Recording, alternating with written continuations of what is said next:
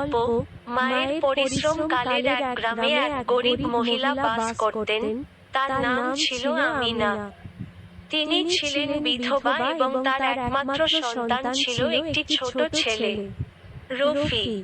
আমিনা প্রতিদিন কড়া পরিশ্রম করে বিভিন্ন বাড়িতে কাজ করে সংসার চালাতেন। তার স্বপ্ন ছিল রফিককে ভালো শিক্ষা দেওয়া, যাতে সে একদিন বড় হয়ে সমাজে মাথা উঁচু করে দাঁড়াতে পারে।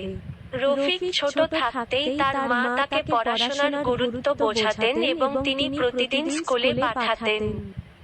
স্কুল থেকে ফিরে রফিক দেখত তার মা কতটা কষ্ট করে সংসার চালান। একদিন রফিক তার মাকে জিজ্ঞাসা করল, মা, তুমি এত কষ্ট করো কেন? আমিনা মুচকি হেসে বললেন, বাবা, আমি চাই তুমি একদিন বড় হয়ে ভালো মানুষ হও, যাতে তোমার জীবনে কোনো কষ্ট না থাকে।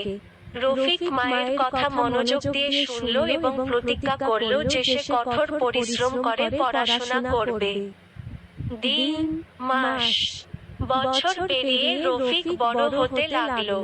তার মায়ের পরিশ্রম এবং নিজের অধ্যবসায়ের ফলে সে ক্লাসের সেরা ছাত্র হয়ে উঠল।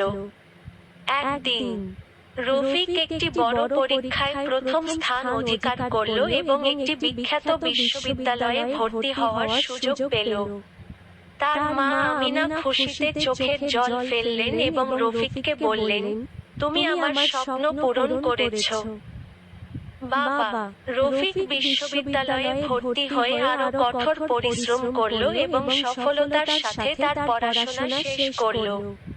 পরবর্তীতে সে একটি বড় চাকরি পেল এবং তার মা আমিনাকে নিয়ে শহরে চলে গেল। আমিনা তার ছেলের সাফল্যে খুশি হয়ে বললেন, তোমার পরিশ্রম এবং অধ্যবসায় তোমাকে আজ এই জায়গায় পৌঁছে দিয়েছে।